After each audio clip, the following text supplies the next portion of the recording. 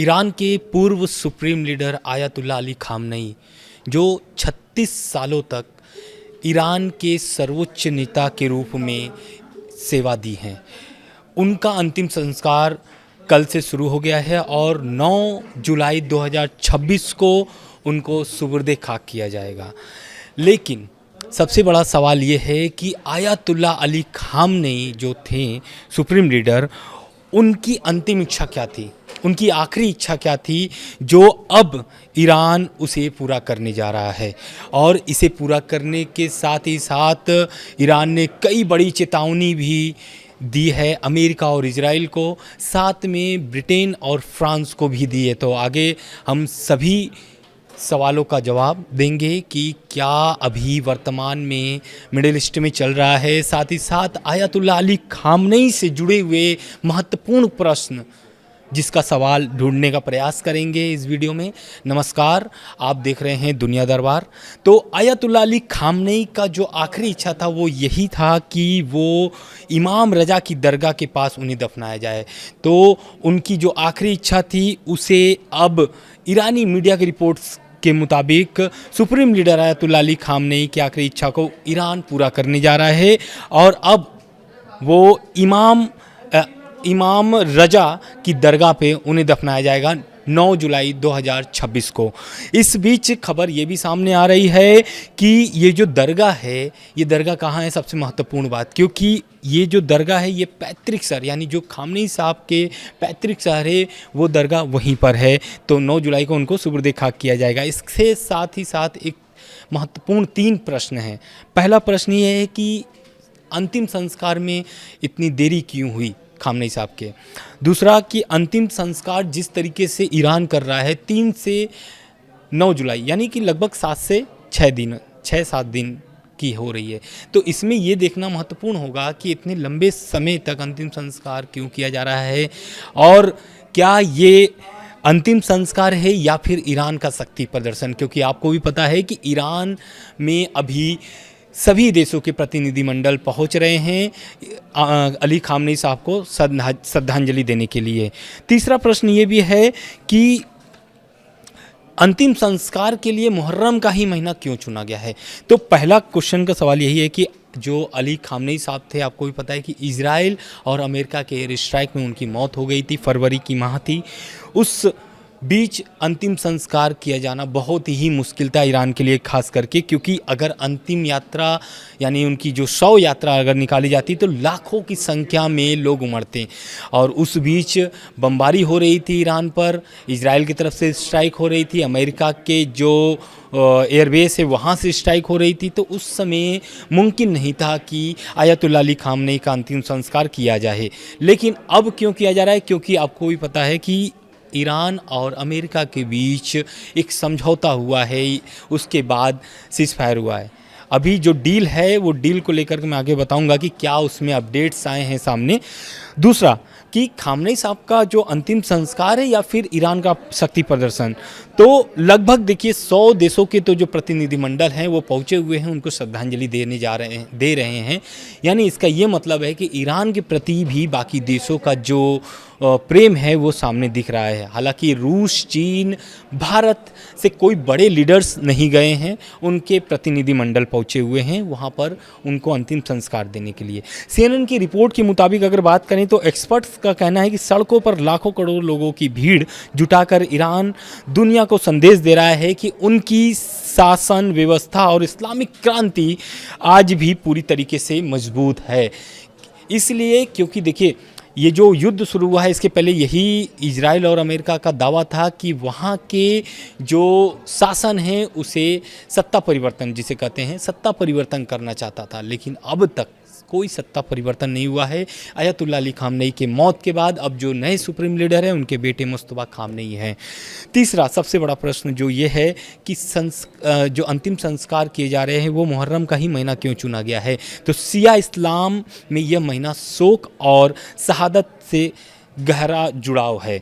यही कारण है कि जो आयतुल्ला अली खामनेई हैं उनका अंतिम संस्कार इस महीने चुना गया है। साथ ही साथ मैं आपको 24 घंटे का अपडेट देने जा रहा हूं कि जो पिछले 24 घंटे में क्या क्या चीज़ें बदली हैं मिडिल ईस्ट में और ख़ास करके ईरान में जो अंतिम संस्कार समारोह चल रहा है। पहला कि खामनेई के अंतिम संस्कार की जो शुरुआत हुई है वो बहुत ही उल्लास के साथ हुई है, इसलिए क्योंकि 36 सालों तक सुप्रीम लीडर के रूप में आयतुल्लाह अली खामनेई ने सेवा दिया है। उसके बाद उनकी जो अंतिम संस्कार के बाद जो ताबूत रखे गए हैं, आयतुल्लाह अली खामनेई के साथ जितनी परिवार के जो सदस्य थे उनकी जिनकी मौत हुई है उस एयर स्ट्राइक में, उन सभी के भी ताबूत रखे गए हैं। जो अभी चर्चा का विषय है वो यही है कि जो उनकी बेटी आयतुल्लाह अली खामनेई के जो बेटी थी, उनकी जो छोटी बेटी थी यानी कि आयतुल्लाह अली खामनेई साहब की पोती या फिर हम नतनी बोल लें, उनकी भी ताबूत रखी गई है। तो वो इस समय सबसे चर्चा का विषय ये है, क्योंकि सबसे छोटी यानी कि मासूम बच्ची है। यही कारण है कि ईरान के जितने भी बड़े लीडर्स हैं आयतुल्लाह अली खामनेई को जब श्रद्धांजलि देने जा रहे थे तो उस ताबूत को देख करके भावुक हो गए, चाहे फिर वो अब्बास आरागची हो या फिर मसूद पेजेश्कियान हो। इन सभी बड़े लीडर्स जो है वहाँ पर जब श्रद्धांजलि देने गए तो वहाँ भावुक हो गए, रो पड़े, एक तरीके से हम ये भी कह लें तो। दूसरा, अंतिम संस्कार के लिए तेहरान में कड़ी सुरक्षा दी गई है, क्योंकि ईरान में लगभग तेहरान में बड़े लीडर्स पहुंच रहे हैं सभी देशों के, तो इस कारण से वहाँ पर सड़कें, चौराहे या फिर जो सरकारी इमारतें हैं या फिर बड़ी इमारतें हैं वहाँ पर भी सुरक्षा का व्यवस्था किया गया है। आम लोगों के लिए क्या खास इंतजाम किया गया है ईरानी सरकार की तरफ से, तो तेहरान में मेट्रो सरकारी बसें मुफ्त रखी गई है, यानी कि सभी जो है कि यात्राएं मुफ्त हैं। साथ ही साथ होटल किराए में 50% की छूट दी गई है और स्कूलों और मस्जिदों में ठहरने की व्यवस्था की गई है। दूसरे शहरों से लोगों को लाने के लिए स्पेशल ट्रेन भी चलाई जा रही हैं, यानी कि जो आयतुल्लाह अली खामनेई के अंतिम संस्कार में शामिल होने के लिए पूरी व्यवस्था ईरान की सरकार कर रही है। चौथा कि खामनेई की अंतिम यात्रा 5 शहरों से गुजरेगी, और ये कौन कौन से शहर हैं? सबसे महत्वपूर्ण ये 5 शहर हैं जहाँ से अली खामनेई साहब का अंतिम संस्कार यानी कि अंतिम यात्रा वहाँ से निकलेगी। तो पहला तो ये तेहरान, दूसरा कोम से इराक के करबला तक, और उसके बाद नजफर से होकर गुजरेगी, और आखिरी जो यात्रा उनकी जो पहुँचेगी वो है मशहद, यानी कि मशहद उनकी वही पैतृक शहर है खामनेई साहब का, जहाँ पर वो सुपुर्द खाक किए जाएंगे। साथ ही साथ पांचवा जो सबसे महत्वपूर्ण क्वेश्चन ये है कि अंतिम संस्कार के बाद क्या अमेरिका और ईरान का वार्ता फिर से शुरू होगी या नहीं होगी, तो उसको लेकर के भी अपडेट्स सामने आ गए हैं। कतर का बड़ा बयान आया इस मामले को लेकर के, क्योंकि इसके पहले भी आप जान रहे हैं कि दोहा में एक बैठक हुई थी अमेरिका और ईरान की, जिसमें कोई भी समझौते ऐसे नहीं हुए हैं। हालांकि सीज़फायर हुए हैं, लेकिन समझौते के लिए अभी भी कई बैठकें हो सकता है कि हों ईरान और अमेरिका की। इसके पहले भी आप देखे होंगे बहुत सारी बैठकें हुई हैं, लेकिन अभी तक बात कुछ बनी नहीं है। तो ईरान और अमेरिका की वार्ता शुरू हो सकती है 9 जुलाई के बाद। अभी डेट फिक्स नहीं हुआ है, लेकिन कतर ने साफ कर दिया है कि फिर से बैठक शुरू होने वाली है।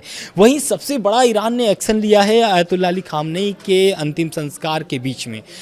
IAEA यानी कि अंतर्राष्ट्रीय परमाणु ऊर्जा एजेंसी को जितने भी उनके निरीक्षक थे, यानी कि जो एक्सपेक्टर थे वहाँ पर जो उनके परमाणु साइट्स के निरीक्षक कर रहे थे, उन पर रोक लगा दिए है ईरान ने। पूरी तरीके से परमाणु ठिकानों पर कोई भी निरीक्षक नहीं किया जाएगा IAEA की तरफ से।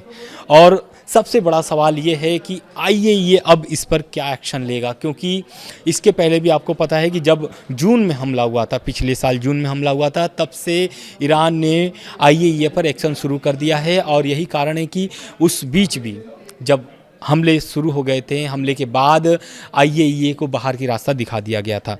और यही कारण है कि IAEA ने भी बहुत सारे ऐसे दावे कर दिए थे जिसको लेकर के ईरान नाराज़ हो गया था, जिसमें एक बड़ा ये भी दावा था कि जो IAEA के चीफ थे उन्होंने ये दावा कर दिया था कि ईरान जो है कि बहुत जल्द परमाणु बम बना सकता है। और उधर ईरान की तरफ से पलटवार आया था, और ईरान ने पलटवार करके बयान में ये कहा था कि ईरान जो है कि कभी भी परमाणु बम नहीं बनाएगा। और आयतुल्लाह अली खामनेई भी यही चाहते थे कि ईरान कभी परमाणु बम न बनाए। और जो खामनेई साहब का जो आखिरी बयान था, या फिर हम कह लें दूसरा आखिरी बयान था, वो यही था कि ईरान के लिए सबसे बड़ा जो सबसे शक्तिशाली चीज़ है वो है ईरान की जनता। अगर ईरान की जनता एकजुट हो जाती है तो कोई भी देश या फिर अमेरिका या इजराइल कोई भी उन पर आँख नहीं दिखा सकता है। साथ में एक बड़ा अपडेट्स ये भी सामने आ रहा है कि जो IRGC है, जो अभी फ़िलहाल में मुस्तफ़ा खामनेई के नेतृत्व में चल रहा है, उनके जो एयरोस्पेस फोर्स के चीफ माजिद मौसवी शनिवार को तेहरान में खामनेई के ताबूत के पास श्रद्धांजलि देते हुए नजर आए हैं। मौसवी लंबे समय के बाद सार्वजनिक रूप से दिखाई दिए हैं, क्योंकि जब से युद्ध चल रहा है तब से वो अंडरग्राउंड थे, लेकिन मुस्तफ़ा अली खामनेई साहब को श्रद्धांजलि देने के लिए वो तेहरान पहुँचे हुए हैं।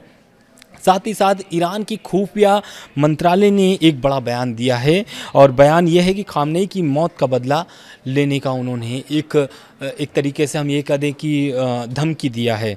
और ये धमकी जो है कि ईरान के खुफिया मंत्रालय ने शनिवार को कहा कि अमेरिका इजराइल के हमलों में मारे गए खामनेई और दूसरे लोगों की मौत का बदला लिया जाएगा। मंत्रालय ने कहा है कि हमारे जख्म तब तक नहीं भरेंगे जब तक हत्या के जिम्मेदार लोगों से बदला न लिया जाए।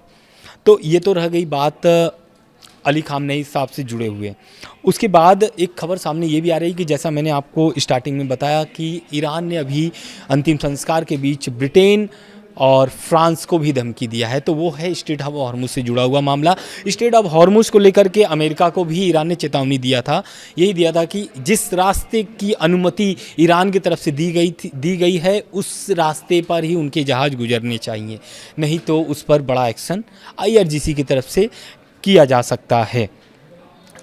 उसके बाद एक खबर सामने ये भी आ रही है कि ईरान की जो नेताओं की हत्या हुई है उसकी साजिश को लेकर के इजराइल पर बड़ा आरोप लगाया था ईरान ने। उसको लेकर के इजराइल ने एक तरीके से बड़ा बयान दिया है। उनका बयान मैं आपको कोट करके बता दे रहा हूँ।